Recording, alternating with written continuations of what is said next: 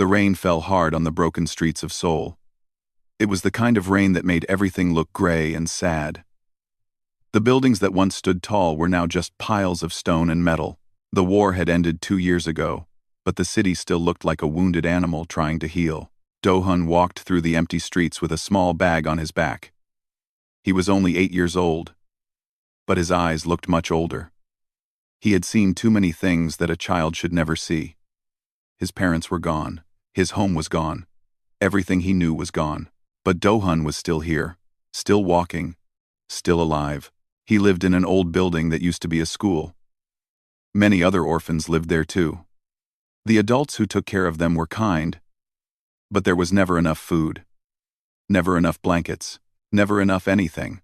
So Do-hun learned to find things on his own. He learned which alleys had the best trash. He learned which shops would give him old bread. He learned how to survive. Today, he was looking for metal. Old metal could be sold for a few coins. A few coins could buy rice. Rice meant he could eat tonight.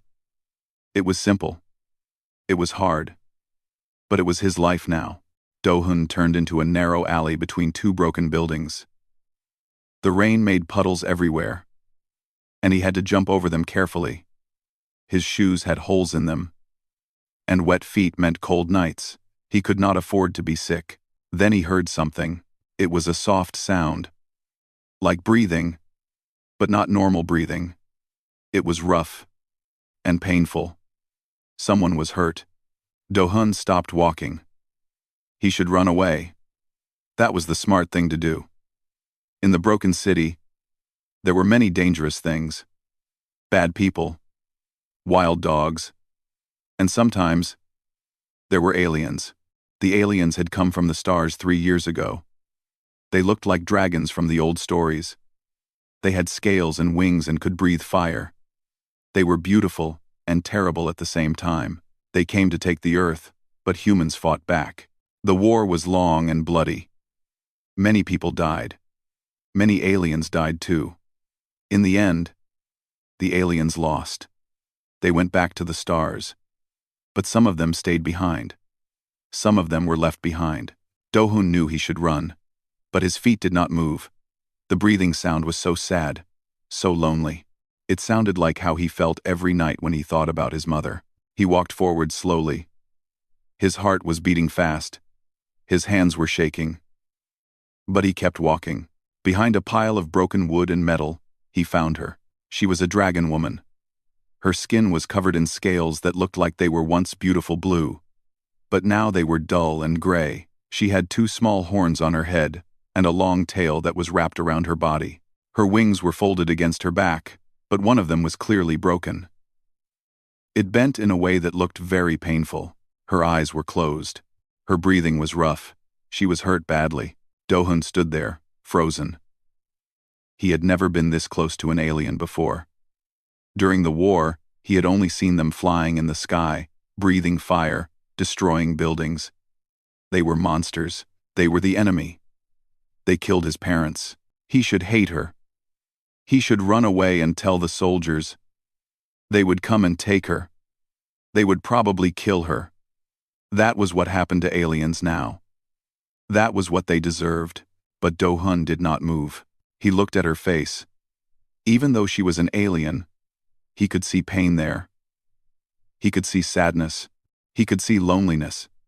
She looked like a creature that had lost everything.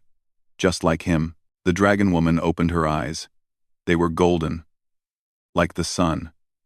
But there was no fire in them. Only tiredness. Only defeat. She looked at Do-hun. For a long moment, they just stared at each other. The rain fell around them. The world was silent, except for the sound of water. Then, the dragon woman spoke. Her voice was weak, but Do-hun could understand her. The aliens had learned human languages during the war. "Go away, little human," she said. "Go away and forget you saw me." Do-hun did not move. "You are hurt," he said. "It does not matter," she replied. "I will die soon. It is what I deserve." "Why do you deserve to die?" The dragon woman closed her eyes. A sound came from her throat. It took Do-hun a moment to realize she was laughing. But it was not a happy laugh. It was the laugh of someone who had nothing left. "I am a traitor," she said. "I saved humans during the war. I could not watch my people kill children. So I helped them escape. My clan found out. They broke my wing and left me here to die. I am nothing now. I have no home. I have no family. I have nothing." Do-hun thought about her words. She was a dragon. She was the enemy. But she saved children. She saved humans like him. And now her own people wanted her dead. He looked at her broken wing. He looked at her tired eyes. He looked at her dull scales. "My name is Do-hun," he said softly. The dragon woman opened her eyes again. She looked confused. "Why are you still here, little human? Are you not afraid of me?" "I am afraid," Do-hun admitted. "But you look more afraid than me." The dragon woman stared at him. No human had ever spoken to her like this. No human had ever looked at her with anything but fear or hatred. But this small boy, this child with holes in his shoes and rain on his face, was looking at her with something else. "Kindness. What is your name?" Do-hun asked. The dragon woman was silent for a long time. Then she said, very quietly, "Nari. My name is Nari." "Nari," Do-hun repeated. He smiled a little. "That is a pretty name. It sounds like a Korean name." "My human name," Nari said. "The name I chose when I decided to protect your people. My real name, you could not speak. It is in the dragon tongue." Do-hun nodded. He did not fully understand, but he accepted it. He looked around the alley. The rain was getting heavier. The night was coming. Nari could not stay here. She would die. "I will come back," Do-hun said. "I will bring food and medicine." Nari shook her head slowly. "Do not waste your kindness on me, little human. I am already dead." But Do-hun was already walking away. He did not look back. He did not need to. He had made his decision. He would help her. He did not know why. He did not understand it himself. But something inside him said that this was the right thing to do. His mother had always told him to be kind, even when it was hard, even when it made no sense, even when the whole world told him not to. "Be kind, Do-hun," she used to say. "Kindness is the only thing that makes us truly human." Do-hun ran through the rain, his heart beating fast with a new purpose. He would find food. He would find medicine. He would save the dragon woman named Nari, and maybe, in saving her, he could save a little piece of himself too. Do-hun ran back to the old school building as fast as his legs could carry him. The rain soaked through his thin jacket and made his bones cold, but he did not care. His mind was full of thoughts about the dragon woman in the alley, about Nari. When he reached the building, he was careful. The adults who took care of the orphans were good people, but they would never understand. If they knew about Nari, they would call the soldiers. The soldiers would kill her. Do-hun could not let that happen. He went to the small room where they kept medicine. The door was old, and the lock was broken, so it was easy to get inside. He took some bandages, some pills for pain, and a small bottle of liquid that helped wounds heal faster. He put everything in his bag. Then he went to the kitchen. There was not much food, but he found some rice that was left over from dinner. He also found a piece of dried fish and a small bottle of water. He put these in his bag too. One of the older boys saw him. His name was Taeho, and he was 12 years old. He was big and strong, and often took food from the younger children. "What are you doing, little Do-hun?" Taeho asked with a mean smile. "Stealing food? I should tell the adults." Up, Do-hun looked at him calmly. He had learned that showing fear only made bullies stronger. "I am hungry," he said simply. The rice was going to be thrown away anyway. Taeho looked at his bag. "That is a lot of food for one small boy. I am very hungry." Taeho stepped closer. His smile grew wider. "Give me half, and I will not tell anyone," Do-hun thought quickly. He needed the food for Nari, but he also needed Teho to leave him alone. He reached into his bag and pulled out the dried fish. "Take this," he said. "It is the best thing I have." "R." Teho grabbed the fish and laughed. "You are smart for a little kid. Okay, go." I did not see anything. Do-hun nodded and quickly left the building. He felt bad about losing the fish, but it was better than losing everything. He would find more food tomorrow. The rain had stopped when he reached the alley again. The night was cold and dark, but a few stars could be seen through the clouds. Do-hun walked carefully, stepping over puddles and broken things. Nari was still there. She had not moved at all. For a moment, Do-hun was afraid she was dead. But then he saw her chest move slowly up and down. She was alive. Just barely. He knelt down beside her and opened his bag. "I brought food," he said softly. "And medicine." Nari opened her eyes. They were less bright than before. She was getting weaker. "I told you not to come back," she said. Her voice was like a whisper. "I do not always do what people tell me," Do-hun replied. He took out the rice and held it near her mouth. "Please eat. You need strength." Nari turned her head away. "Why are you doing this? I am your enemy. My people destroyed your city. We killed thousands of your kind. Why do you help me?" Do-hun was quiet for a moment. He looked at the rice in his hand, then he looked at Nari's tired face. "My mother used to say that kindness is what makes us human," he said. "If I am not kind, then I am not human. I am just an animal. I do not want to be an animal." Nari stared at him. Her golden eyes were full of confusion. "I do not understand you humans. We studied your species for years before the invasion. We thought we knew everything about you. But we did not know this. We did not know that you could show kindness to those who hurt you. Maybe that is why you lost the war," Do-hun said simply. Nari made a sound that might have been a laugh. "Perhaps you are right, little human." Do-hun held out the rice again. "Please eat. I worked hard to get this." This time, Nari did not turn away. She opened her mouth slowly and let Do-hun feed her the rice. She was too weak to use her arms. Each bite seemed to take all her energy, but she kept eating until the rice was gone. After that, Do-hun gave her some water. Then he looked at her broken wing. It was bent at a bad angle, and the skin around it was dark and swollen. He had no idea how to fix a dragon wing, but he could at least clean the wound and wrap it. "This will hurt," he warned. "I have known much worse pain," Nari replied. Do-hun carefully cleaned the wound with water and put the healing liquid on it. Nari hissed in pain, but she did not move. Then he wrapped the bandages around the wing as best as he could. He was not a doctor, but he had learned some things from watching the adults at the school. When he was done, he sat back and looked at his work. It was not perfect, but it was better than nothing. "Thank you," Nari said quietly. It seemed hard for her to say those words. "You are welcome," Do-hun replied. They sat in silence for a while. The wind blew through the alley, cold and sharp. Do-hun pulled his thin jacket tighter around himself. He was hungry. He had given all his food to Nari, but he did not regret it. "You should go," Nari said. "It is cold. You will get sick." "I am used to being cold," Do-hun said. "I am used to being hungry too.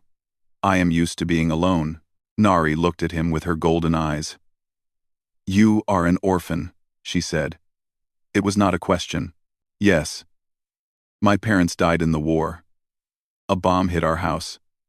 I was at school. When I came home, there was nothing left. Just fire and smoke." Nari closed her eyes. "I am sorry," she whispered. "It was not you who dropped the bomb," Do-hun said. "You saved children. You are different. I am still one of them. I still carry the guilt of my people." Do-hun thought about this. He was only 8 years old, but he had learned many things in his short, hard life. He had learned that the world was not simple. Good and bad were not always clear. Sometimes, Enemies could become friends. Sometimes, the people who hurt you were also hurting themselves. My mother used to say that we cannot choose where we come from, Do-hun said. But we can choose who we become. You chose to save children. That is who you are. Not what your people did. Nari opened her eyes. There was something new in them now. Something that looked like tears. You are wise for a small human, she said. I am not wise, Do-hun replied. I am just repeating what my mother told me. She was the wise one. She must have been a good mother. She was the best mother. Do-hun's voice broke a little. He blinked fast to stop the tears. I miss her every day. Nari reached out slowly with one weak arm. Her clawed hand touched Do-hun's small hand. Her scales were cold, but her touch was gentle. You are homeless, Do-hun said softly. And I am motherless. The words hung in the cold air. Two broken souls in a broken world. A human child and a dragon woman. Enemies by birth. But in this moment, they were just two creatures who had lost everything. Nari's golden eyes filled with tears. They rolled down her scaled cheeks like drops of liquid gold. You are motherless, she repeated, and I am homeless. Do-hun turned his hand over and grasped her clawed fingers. They were so different. Small and large, soft and scaled, human and dragon. But they fit together somehow. Maybe we can help each other, Do-hun said. You need a home. I need someone. Maybe we can be those things for each other. Nari stared at him for a long moment. In all her years of life, in all her travels across the stars, she had never met anyone like this small human boy. His kindness was like a fire that warmed the cold places inside her. His simple words were like medicine for wounds she did not even know she had. She grasped his hand tighter. Yes, she whispered. Maybe we can. The stars shone above them, bright and endless. Somewhere up there, among those points of light, was Nari's home world. A world that had rejected her. A world she could never return to. But here, in this broken alley, in this broken city, she had found something new. She had found a reason to live. And for the first time in many months, Nari allowed herself to hope. 3 months passed. The world kept turning. The sun rose and set. The seasons slowly changed from cold winter to gentle spring. And in the broken parts of Seoul, where nobody looked and nobody cared, a dragon and a boy built a life together. Do-hun found a better hiding place for Nari. It was an old factory at the edge of the city. The roof was broken in some places, but most of it still stood. There was a large room inside where Nari could spread her wings without being seen from outside. It was not perfect, but it was safe. Every day, Do-hun would leave the orphan school and walk to the factory. He would bring food that he found, or stole, or begged for. He would bring clean water from the river. He would bring old blankets and pieces of cloth to make Nari more comfortable. Nari grew stronger day by day. Her broken wing was healing slowly. She could not fly yet, and she might never fly again the way she used to. But she could move it without pain now. She could walk around. She could even hunt small animals at night when nobody was watching. But more important than her body, her heart was healing too. She had been so empty when Do-hun found her. So lost. She had given up on life. She thought there was nothing left for her in this world or any other. But this small human boy had changed everything. His kindness had been like water in a desert. His presence had been like light in the darkness. Now, they were no longer just a dragon and a boy. They were something more. Something like family. One night, they sat together on the factory floor. Do-hun had brought some bread and cheese that he got from a kind shop owner in the city. They ate together, sharing the food equally. Outside, the sky was clear, and thousands of stars shone through the holes in the roof. Tell me about the stars, Do-hun said. He was lying on his back, looking up at the sky. His eyes were wide with wonder. Nari looked up too. The stars were different here than they looked from her home world. The patterns were new. The colors were strange, but they were still beautiful. What do you want to know?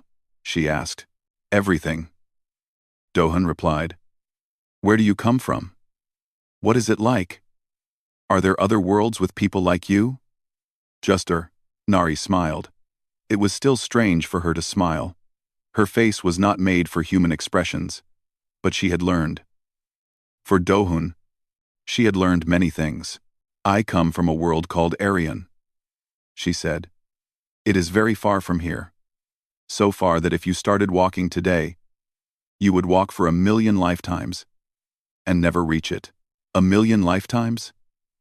Dohun's eyes grew even wider. That is very far. Yes.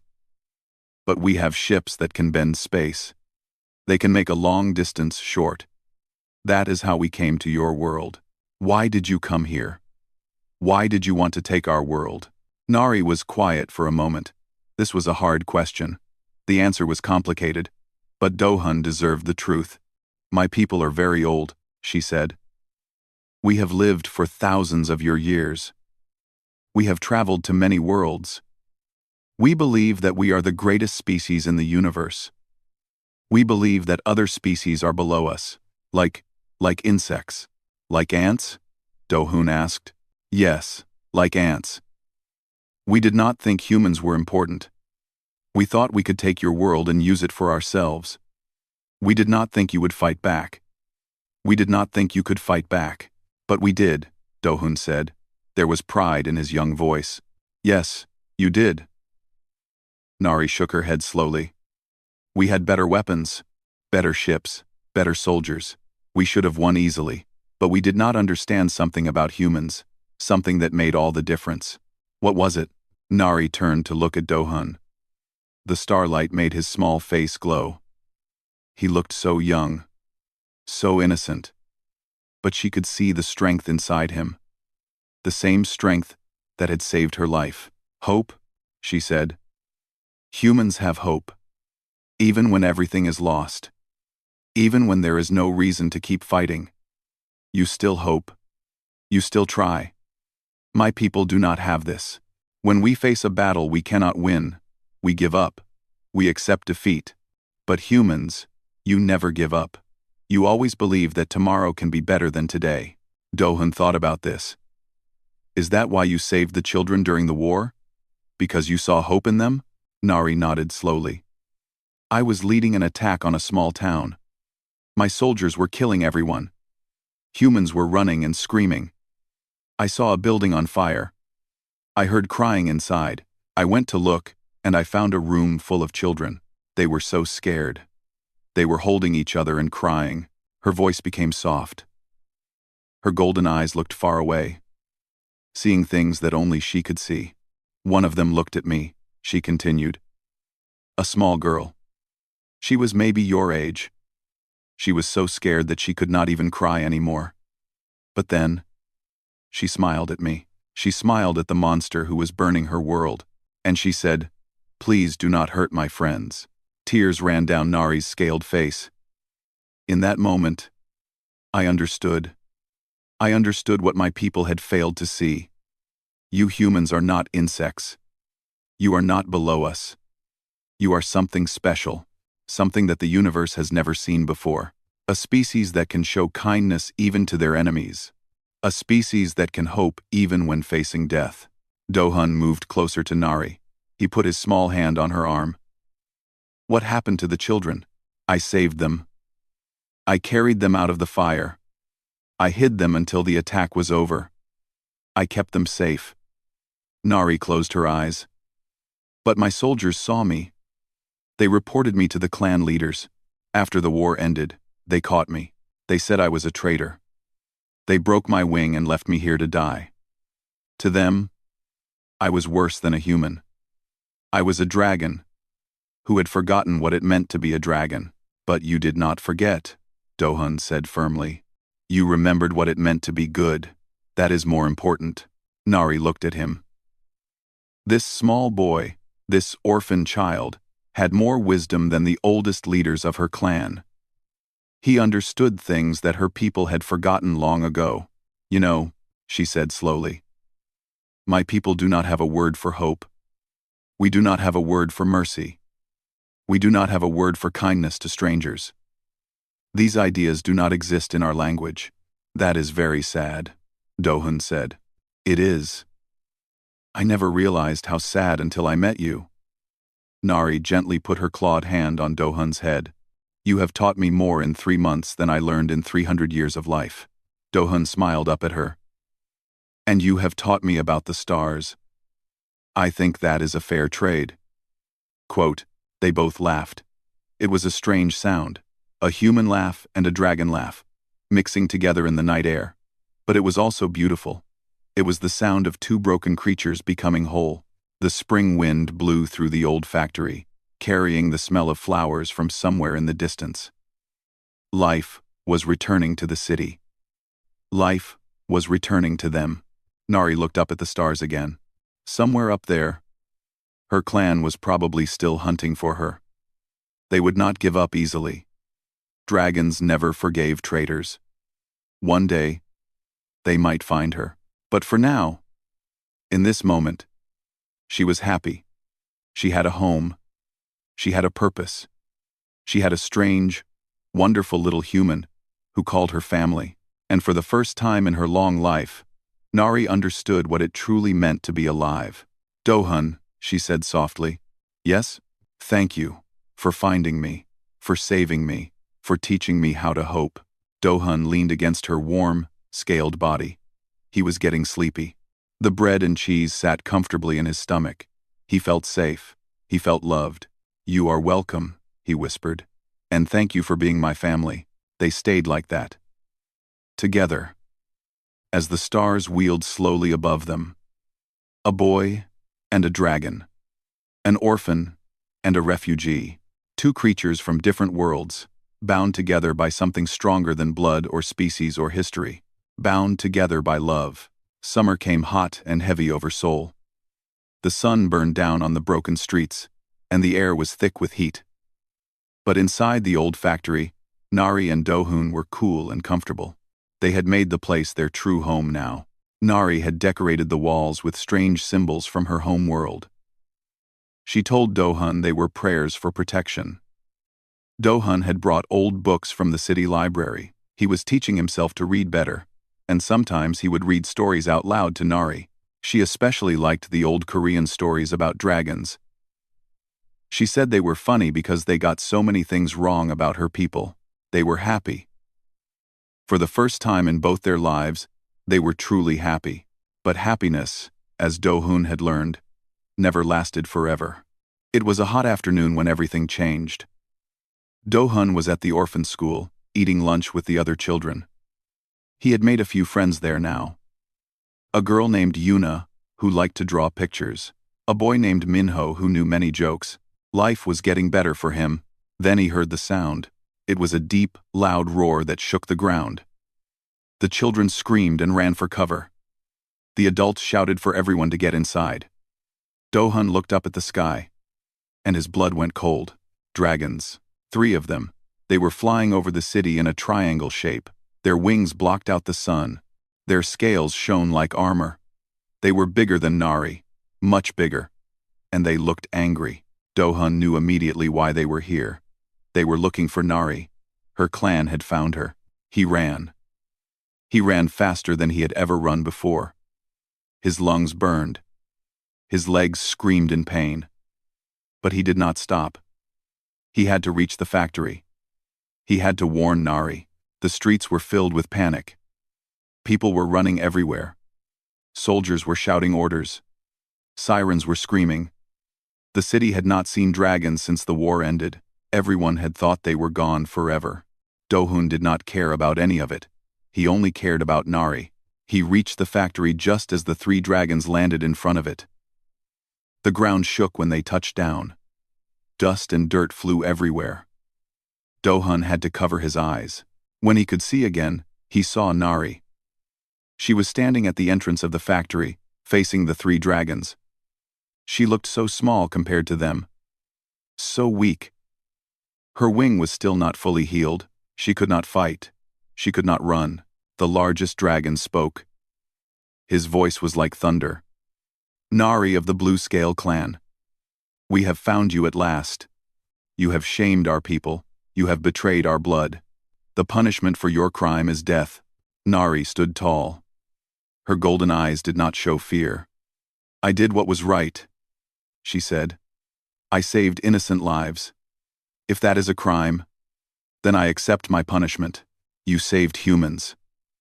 The large dragon spat. "Insects. Vermin. They are nothing.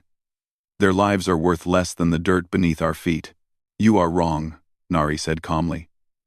"They are more than you will ever understand. They have shown me things that our people have forgotten.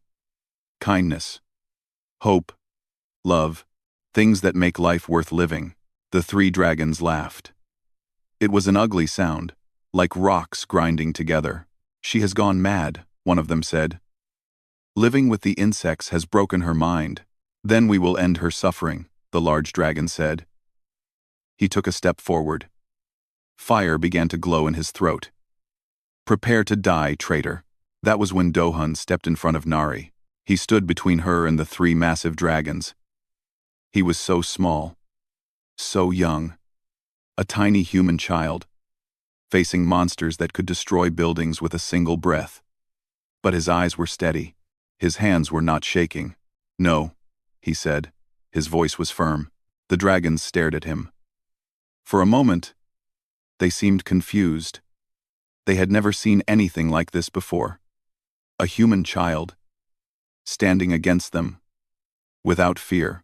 "Move, insect," the large dragon growled. "This does not concern you." "It does concern me," Dohun replied. "Nari is my family. You will not hurt her." The large dragon's eyes narrowed. "Your family? She is a dragon. You are a human. You cannot be family." "Family is not about what you are," Dohun said. "It is about who you love, and I love Nari. She is my mother now. The only mother I have left. I will not let you take her from me." Behind him, Nari made a soft sound. "Dohun, no, please run. They will kill you." "I will not run," Dohun said without looking back. "You did not run when you saved those children. You stood up for what was right. Now I am standing up for you." The three dragons looked at each other. There was something new in their eyes now. Something that might have been confusion. Or maybe something else. "Kill the child first," one of them said. "Then we kill the traitor." The large dragon nodded. He opened his mouth. Fire began to gather between his teeth. It glowed orange and red, hot as the sun. In 1 second, he would breathe death upon Dohun. The boy would burn. He would become ash. He would be nothing. But Dohun did not move. He spread his arms wide. He stood like a shield, like a wall, like everything strong and good in the human heart given physical form. "If you kill me," he said, his voice calm and clear, "you will prove that Nari was right. You will prove that your people are monsters. You will prove that you have no honor, no mercy, no heart. Is that what you want? Is that who you are?" The large dragon hesitated. The fire in his throat flickered. "We are warriors," he said. "We do not need mercy." "Every creature needs mercy," Dohun replied. "Even warriors. Even dragons. Even you." The large dragon stared at him. Behind the anger in his eyes, something was stirring. Something that had been asleep for a very long time. "You are just a child," he said slowly. "Why are you not afraid?" Dohun smiled. It was a strange smile, sad and brave at the same time. "I am afraid," he admitted. "I am very afraid. My heart is beating so fast it hurts. My legs want to run away. Everything inside me is screaming to hide." He took a deep breath. "But I will not run. Because some things are more important than being afraid. Love is more important. Family is more important. Doing what is right is more important." The three dragons were silent. The fire in the large dragon's throat died completely. He closed his mouth. For a long moment, nobody moved. Nobody spoke. The only sound was the wind blowing through the broken city. Then Nari stepped forward. She stood next to Dohun and took his hand in hers. "This is what I tried to tell you," she said to the three dragons. This is what humans are. This is why I could not kill their children. This is why I saved them. Look at this boy. He is small. He is weak. He has no weapons. He has no power. But he is standing against you, ready to die, because he loves me. She looked at the large dragon with tears in her golden eyes. Tell me, she said. When is the last time any of you felt that kind of love? When is the last time any of you stood up for someone else, knowing you would die? When is the last time any of you were truly brave? The large dragon looked away. He could not meet her eyes. We are dragons, he said. But his voice was no longer strong. It was confused. Lost. We are the greatest species in the galaxy. You are wrong, Nari said softly. We are not the greatest. Not even close. This child, this small human boy, is greater than all of us. Greater than our whole clan. Greater than our whole world. She squeezed Do-hun's hand. Because he knows how to love. The three dragons stood in silence for what felt like a very long time. The large one, whose name was Corin, looked at the small human boy in front of him. This child had done something that no one had done in thousands of years. He had made a dragon hesitate. He had made a dragon question everything. Corin remembered his training. He remembered the words of the elders. Humans are insects. Humans are nothing. Humans must be conquered. These were the teachings of his people. These were the truths he had believed all his life. But now, looking at this tiny child standing before him without fear, those truths felt hollow. Empty, like the shell of an egg after the bird has flown away. Why? Corin asked suddenly. His voice was no longer angry. It was tired, confused. Why do you fight for her? She is not even your species. She is not your blood. In the old laws, she is your enemy. Why do you love her? Do-hun looked up at the massive dragon. He was still holding Nari's hand. He was still afraid. But fear was just a feeling. It came and went like the wind.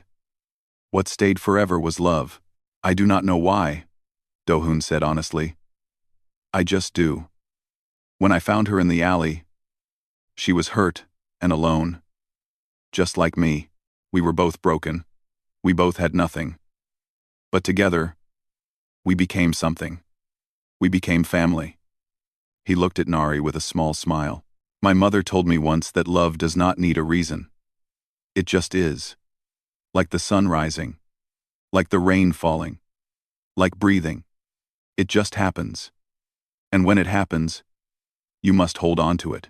Because love is the most precious thing in the universe. Corin felt something strange in his chest. It was a feeling he did not recognize. It was warm and painful at the same time. It made his eyes feel wet. He turned to the other two dragons. They looked as confused as he felt. For the first time in their lives, they did not know what to do. We came here to kill a traitor, Corin said slowly. But I do not see a traitor. I see a dragon who found something that we have lost. Something that we forgot long ago. And I see a human child who is braver than any warrior I have ever known. He looked back at Do-hun and Nari. I cannot kill you, he said. Not because I am weak, but because killing you would make me less. It would prove that you are right about our people. It would prove that we are truly monsters. One of the other dragons, a female named Sorrel, stepped forward. But the elders will be angry. They sent us to bring back her body. If we return empty-handed, they will punish us. Then let them punish us, Corin said. Perhaps it is time for our people to be punished. Perhaps it is time for us to learn. The third dragon, young and quiet, spoke for the first time. What will we tell the elders? Corin thought for a moment. Then he looked at Do-hun. We will tell them the truth, he said. We will tell them that we found the traitor. And we will tell them that we found something else. Something that changed us. A human child who taught us what it means to be brave. What it means to love. What it means to be alive. He spread his great wings. The other two dragons did the same. They were preparing to leave, but before they flew away, Korin bowed his massive head to Dohun. It was a gesture of respect, a gesture that no dragon had ever shown to a human before. "You are small, human child," Korin said, "but you have a giant heart. I will remember you, and I will tell your story to my people. Perhaps, in time, they will understand. Perhaps, in time, they will change." He looked at Nari. "Sister," he said softly, "I hope you find peace here. I hope you find the happiness that our world could never give you. You were right to save those children. You were right about everything." Nari nodded. Tears were flowing freely down her face now. "Thank you, Korin. Thank you for seeing the truth." The three dragons rose into the air. Their wings made great winds that blew dust and leaves everywhere. Dohun watched them go, getting smaller and smaller against the bright sky. Then they were gone. The street was quiet again. People slowly came out of their hiding places. Soldiers lowered their weapons. Everyone looked at the old factory, at the dragon woman and the small boy standing there together, holding hands. Nobody understood what had happened. Nobody knew why the dragons had left without fighting. But everyone could feel that something important had changed. Something in the air. Something in the world. Something in the future of both their species. Dohun looked up at Nari. "Are you okay?" Nari laughed softly. It was a real laugh this time. Full of joy. Full of relief. Full of hope. "Yes," she said. "I am okay. For the first time in my life, I am truly okay." She picked up Dohun in her arms and held him tight.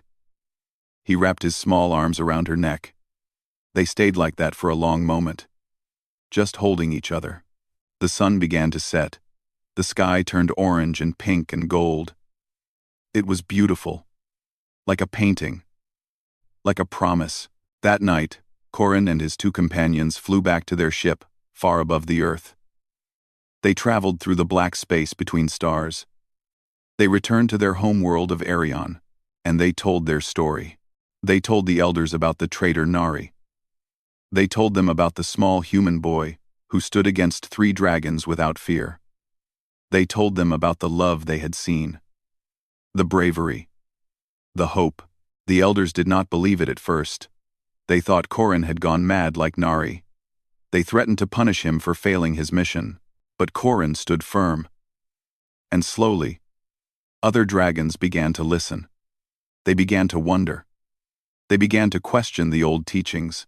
The story spread across Arion. It spread to other dragon worlds. It spread across the galaxy like fire in dry grass. A human child who faced dragons with nothing but love. A creature so small, so weak, so fragile, yet so brave, so strong, so full of light. The dragons had never seen anything like it. In all their thousands of years of traveling the stars, conquering worlds, and believing themselves to be the greatest species in the universe, they had never met anything that scared them.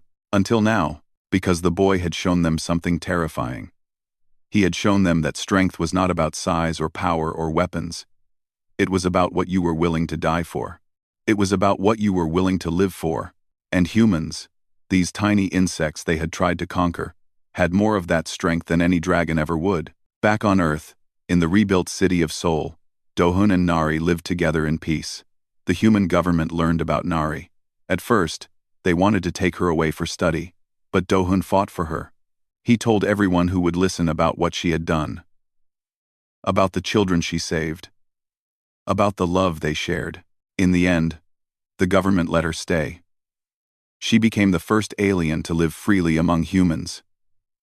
A symbol of hope, a sign that enemies could become friends, that understanding could grow from hatred. Dohun grew up strong and kind. He became a teacher, just like his mother had wanted.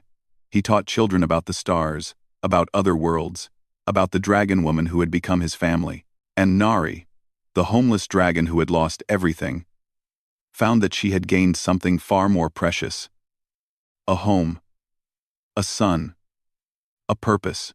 Every night, they would sit together and look at the stars.